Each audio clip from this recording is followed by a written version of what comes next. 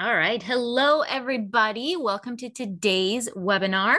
Before we get started, just a couple of those normal items to take care of. We will have time for questions at the end of the presentation, and you can type those in by clicking that Q&A section in the lower portion of your control panel. We will be posting a recording of the webinar on our blog. The link for that will be shown at the end.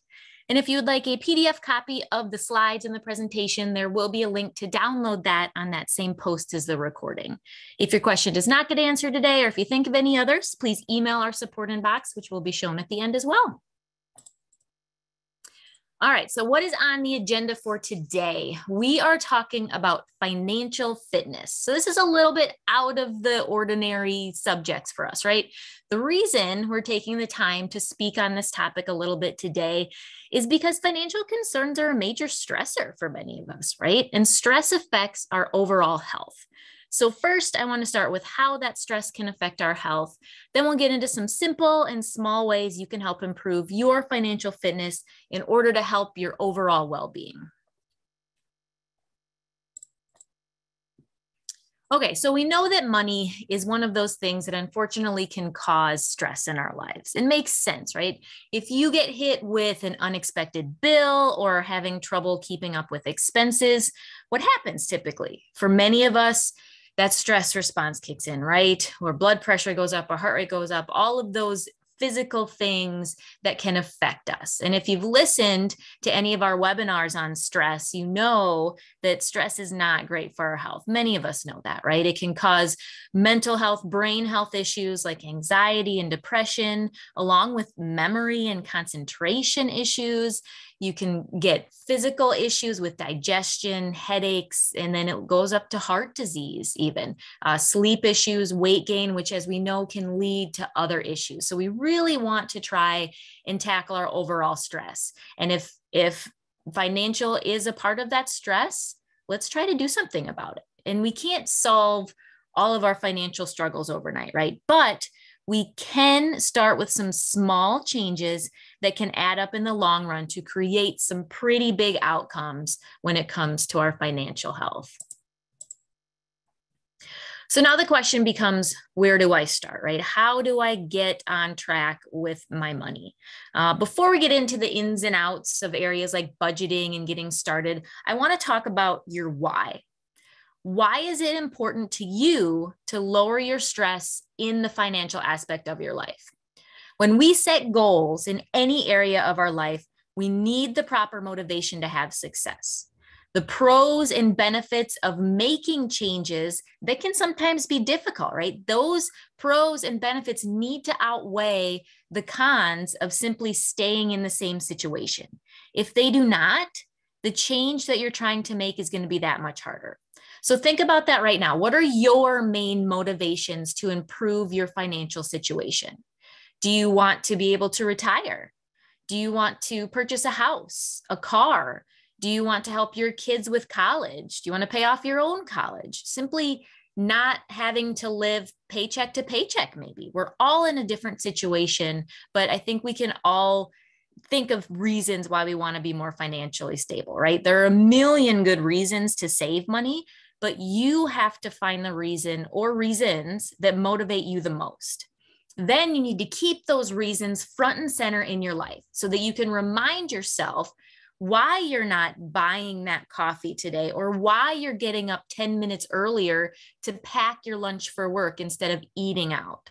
So again, that's the start. Find your why. What's going to be the motivation for you to help get you on a better track when it's going to be hard some days. Okay, once you find your why, let's work on the how. Now, there are lots of different ways to get help from outside sources, right, with your finances that can get really detailed with things like putting money into retirement funds and investing. So we're not going to get deep into those types of tips today. We're not money professionals here at Health Check 360, but we are behavior change experts. And that's what this comes down to. So today, our focus is going to be how you can make small changes today to get yourself on the right track long-term, because those little things each day that take money out of our pockets can make a huge difference in our overall financial situation. And if you make better decisions, that can be that stepping stone to get to that next step of investing, or, you know, those other major things that you want to get to eventually. But we have to start simple first. So to get started, we need to find out where we are. You need to track what you make, what comes in, and what goes out, what you spend. It's the same principle as if you were to track your nutrition intake and exercise output to help clean up your diet, right? If we don't know where we are now, it's going to be really hard to make those goals, get specific with those goals to help improve our situation. So an easy way to get started is to look back at your bank statements and credit card statements for the past month or two. Most of us tend to use cards these days, so those purchases are going to be nice and organized for those statements, right? If you use more cash, you should still see withdrawals on your statement. Then you can make notes or keep receipts. So it's going to be a little more detailed to figure out how that cash was spent.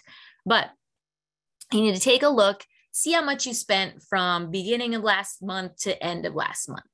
Then add up your income from all of your sources to get an idea of how much money you typically have coming in each month. Now, I know this is going to be easier and harder depending on your situation. Some of you will always have the same amount of income each month, right? Some of you won't know that income until you do look back. But once we gather that data from the past few months, then we can check the damage, right? Subtract your expenses from your income. Are you in the positive or negative most times, or where are we at?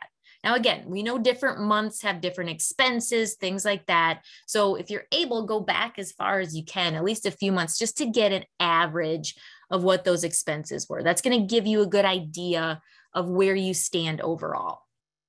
Now, after that, we want to get more specific so we can start to actually set some goals to make some changes. So we want to divide our expenses into two categories: your non-discretionary and your discretionary expenses. The non-discretionary expenses are those needs or your must-haves, right? So your mortgage or your rent, a car payment, other bills, utilities, insurance, your basic groceries, not counting eating out, things like that. The discretionary expenses are the nice to have things, those extras, right? Things like eating out at restaurants, entertainment, travel, even things like clothing some of it can be considered discretionary. The key with this step is to track everything you spend your money on. We need to be accurate to help create those goals, right? Like I said, if you tend to use more cash, then you need to find a way to track those. Otherwise, you can use those bank statements, like I mentioned. You can also download an app to help track which buckets your money is going to. Many bank apps already allow you to add a label to your expenses to know which category it falls in. Otherwise, there's apps like Mint, MINT. That's an example of a widely known free app that you can actually sync to your bank accounts and credit cards, and you can set limits for spending once we get to that goal aspect. And it's got some other features as well. So those are some things to think about. But again, track, see where we're at so we can make some goals. So let's say, okay, you know where you stand for the past few months, or you will know soon. If you're in the red or a little too close for comfort, or you just want to keep improving, keep building those savings, the next step is to create that budget. So look at what you're spending money on and start to prioritize it. Use your bank app, or like I said, another app, check it often to see where that money is going day by day. You can use the categories I have listed here and any others that make sense in your world. Figure out what is non-discretionary, those must-haves, and those that are not, and then just see if there's any areas that you can set some goals around. Did you spend way more on eating out than you thought you did? What's realistic to spend next month? How can we make a small step? Did you get 3 bags of candy at the movie at $5 each when you could have gotten one or none, ideally? Can you make coffee at home instead of stopping and buying a $6 Starbucks every morning? Or I'll digress here, maybe just once a week so I don't get yelled at too much. Again, small steps. We're looking for better options to put a little bit more money back. Other examples, are you paying for a subscription to that streaming service, but you don't ever watch it anymore? Start to really think about those areas and find some little changes you can do to end up with a little more each month. Now, again, you don't have to cut out everything you enjoy. You can create those non-discretionary things based on your life and what you're not willing to give up. That's fine. Have your budget set up for those activities and items. But again, remember, if you want to see changes with your finances, you have to make change, right? It might be tough right away in some areas, but that's when we go back and remind ourselves of why we're doing it. That motivation, find your why. Another tip with budgeting is to budget to zero. So all this means is just accounting for all of the money that you bring in each month. So you should allocate every dollar you get so it doesn't end up getting lost and getting spent accidentally.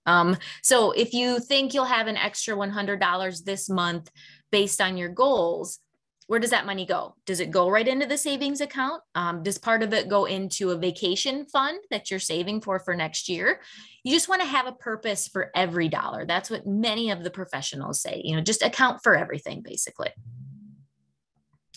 What about unexpected expenses? This happens, life happens, right? Sometimes you have big expenses that are going to break your budget for that month, but that doesn't mean you can't keep working hard.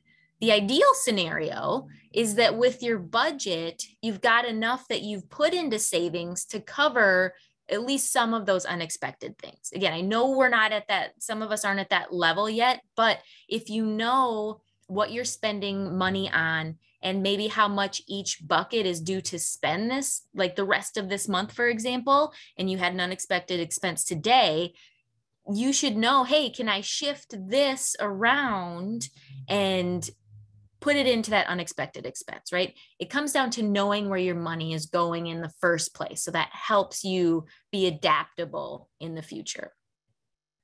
My last tip on budgeting is to be patient, right?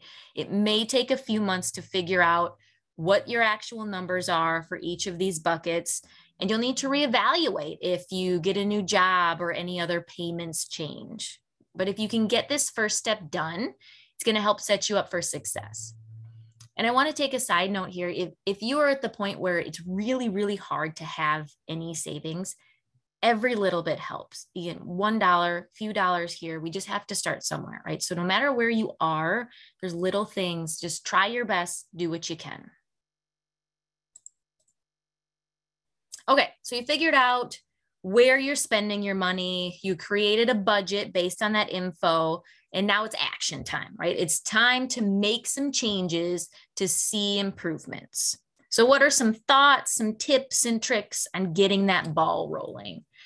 First is being realistic with your goals. Like the example I mentioned, if you go to Starbucks 7 days of the week, it's probably not going to be realistic for you to say, nope, I'm never going to go again, never going to do it. Maybe it is, but think it through before you set any goals that may not actually be attainable. It's like any other goal. It's about creating new habits and new behaviors. And it's really hard to go from 0 to 100 and expect to keep it up long term. So small steps, again, be realistic with your goals. And that's why you have to be patient too, right? We want to all see a lot of change and a lot of money coming back in, but it doesn't always work that way. So be patient, do what you can.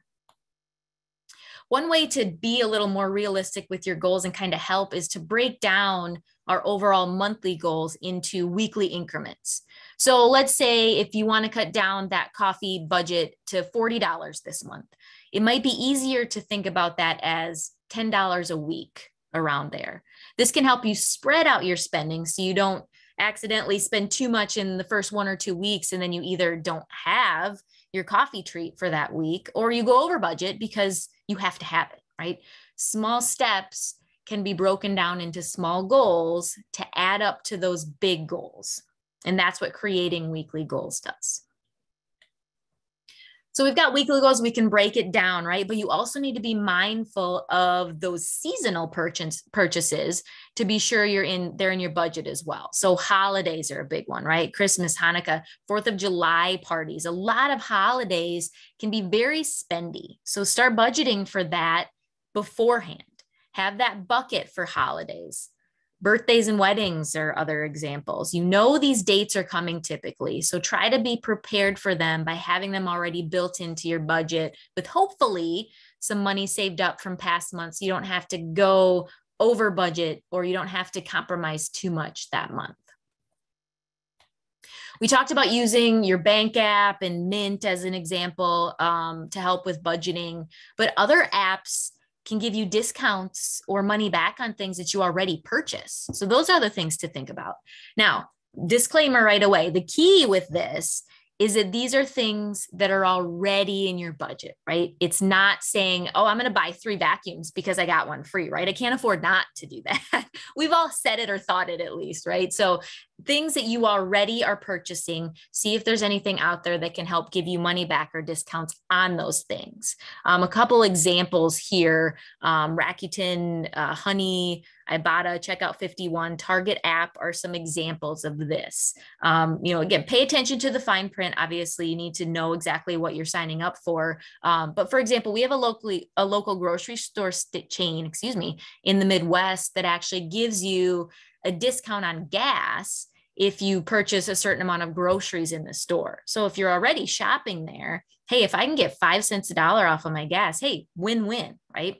Pay attention to some of those rewards programs as they may be worth spending the additional 5 minutes signing up. But again, don't buy something just because you got a good deal. Make sure it has a purpose.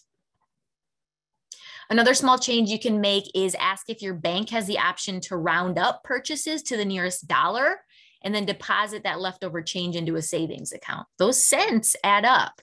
My bank account, for example, automatically, they refund any ATM fees that I have from getting money out of other banks. And at the end of the month, it's automatically transferred to my savings account. So you think these are small things, right? Rounding up the change, a few dollars here and there, but $10 to $20 a month given back to you or added to your savings account that you didn't have to do anything to create, that's a good thing. And that's a small change small change that you can make, right? Next tip or thought is to be mindful of credit cards. There's lots of different schools of thought on credit cards. I'm not going to get into should or shouldn't. Some will say don't use them at all, but I don't want to get into it. But I do think you need to be mindful of using them because if you don't pay them off each month, the fees tend to be outrageously high, right? So when you're trying to save money, having to pay high interest on bills is not what you want. I know if you already have credit card bills that you're paying interest on, I know a lot of recommendations out there are to pay off those bills first, right? The high interest, the ones that you're paying for no reason, basically extra money on. So that's, again, another school of thought that a lot of professionals out there say. Along with that, the next tip is to sleep on those big purchases, just meaning take a day or two to think on it. If it's not something that you can easily pay for, do you really need it? Now, sometimes the answer is going to be yes, right? But not always. Or can you do some research and find it somewhere cheaper? Take a minute for large purchases and give that little voice inside your head a chance to make his or her argument. Okay, let's get back into the physical health world a bit with these next couple tips. Meal planning and eating at home versus going out to eat.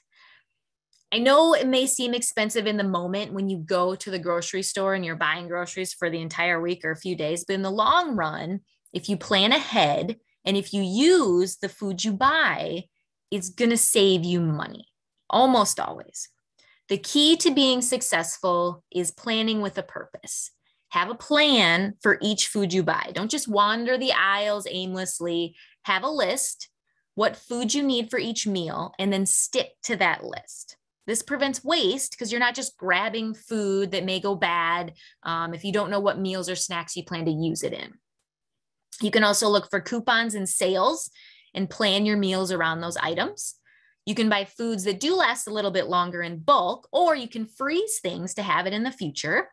You can cut a lot of your monthly food bills with just a little bit of planning. And you can also still eat healthy on a budget, okay? Frozen fruit and veggies are super reasonably priced. In-season ones are going to be cheaper too. So kind of know your seasons, pay attention to the prices and know when they're going to go up and down and make a different choice. Buy your proteins in bulk and on sale and freeze them for later.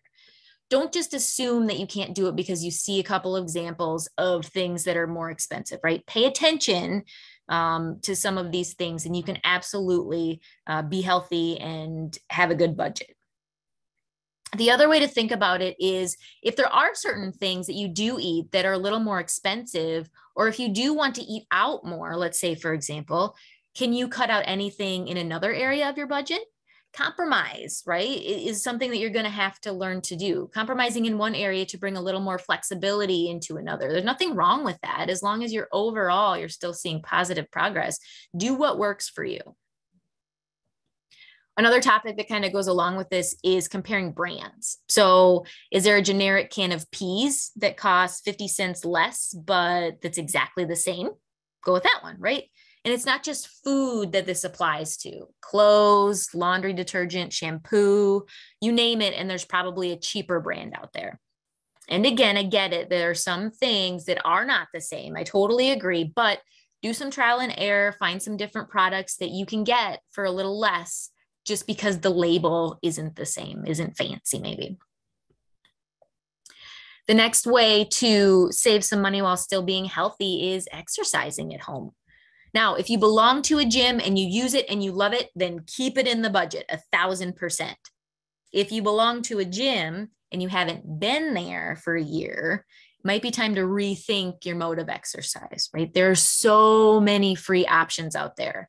You can just get outside, go for a walk or run. You can walk in place in your house or apartment. You can find some hills or some stairs to add some intensity. There are hundreds of thousands of exercise videos online that you can do for free. And a lot of those, you don't need any equipment to get a great workout in. You can just search for body weight workouts, or you can grab a water bottle or some of those soup cans that you just got on sale to add some weight to your workout without needing to purchase hand weights. Think outside the box, right? That's what we need to do sometimes, because you can still be healthy and live on a budget. Side note here, if you practice healthy habits, you're typically going to save money elsewhere, right? Doctor's visits, medication, things like that. So just remember that side of it too. Being healthy can save you in the long run, okay? All right, off my health coach soapbox, moving on. So speaking of free workouts and ideas, looking for other free activities to do with yourself or your family and friends is another way to shave some dollars off. You know, parks, outdoor areas are a great way to get active, be with friends and have some fun. I know in our area, they have free movies in the summers at the local theaters. Concerts in the park or other community events sometimes are free. Look online or social media for some local groups or pages that list these things. Most places have some place that you can see all of the activities. So you don't always have to pay to have fun, right? Again, get creative, make your own fun, and find your own fun. All right, couple more thoughts here. First is saying no. I get it's not easy. Sometimes you have to say no to something to be in your budget. Not always, but sometimes maybe it's better to say, okay, I'm not going to go out to eat, or I'm not going to go out for drinks after work, whatever it may be. When these things come up and you're like, okay, yep, I do have to say no, remind yourself of why again, right? There's a saying that says, when you say yes to something, you're saying no to something else. So when you're saying yes to eating out that night, you're saying no to add savings for that new house, to add to that retirement fund. You are saying no for a reason. Just remember that, right? And along the same lines, ask for help and support. Tell your friend that you meet at Starbucks every morning that you're trying to cut back and ask them not to ask you every day, maybe once or twice, like we talked about. Or find someone else who wants to save money too and help keep each other accountable. Having support is a huge motivator with any goal. So utilize those people around you. And then if you're ready to take that next step, make an appointment with a financial planner. You can talk more about those big things like investing and retirement to see how you can leverage your money in other ways once you're ready for that option. Okay, I want to touch really quick at the end here about getting kids involved in financial wellness. We want our kids to be successful with their money, right? So help them out too. As they get older, kids are going to look to you as the example of how to properly manage money. So try to be that good role model, first of all. You're all going to get a good budget going and start with these small steps we talked about today, right? So talk to them about it. If they ask why they can't have that new video game, if it is because of the cost, tell them that, explain it. Tell them why you're choosing the generic cereal brand instead of the one with the cartoon on it. Talk about how you budget, including spending, savings, and giving in ways that make sense to them, depending on their age, of course. If they're old enough and it works in your life, maybe doing an allowance based on some chores and talking about putting a percentage in savings, percentage they can spend on whatever they want, and a percentage to use to help others. Some parents will do a match. So every $10 that your kid puts in savings, you add $1 or $5 or even match all the way to 10. Again, if we start teaching kids about managing money when they're young, it can help them when they're our age. All right, I want to get to some of your examples here because I hope you're sharing them. I haven't opened the chat yet, but I see there's a lot in there. But let me summarize first. Money is a pain, right? But it's a necessary component of life. So we have to learn to manage it as best we can to help our overall stress, to help our overall well-being. So find your why, find that reason to make some changes to help your situation. That's your long-term, right? Then look at those tempting purchases in front of you. Does that short-term satisfaction get you to your long-term goals? Stop and ask yourself these questions. And I think you'll find that you'll be able to make some decisions that will set you up for long-term success, right? Small steps, small decisions, small swaps. Those little day-to-day changes can give you that freedom to have some big fun in the future. All right, open it up. Anyone want to give specific examples as far as what they're going to do? What can you change today? Oh, I love you guys are sharing some websites for some resources with some medical expenses. That's fantastic. Wonderful. Good stuff. All right. Well, I'm going to move on here and keep sharing your examples if you've got some, but I'm going to talk about the upcoming webinars here. May, we're already talking about May coming up. Mental health, brain health. It's okay not to be okay. So we're going to talk about some different tips and some different resources that we have available through Health Check and elsewhere. And then June, get outside. We're just going to tell you, just get outside, right? We know nature has huge benefits to our health. So we are going to talk about some different ways for you to get outside and really soak it up.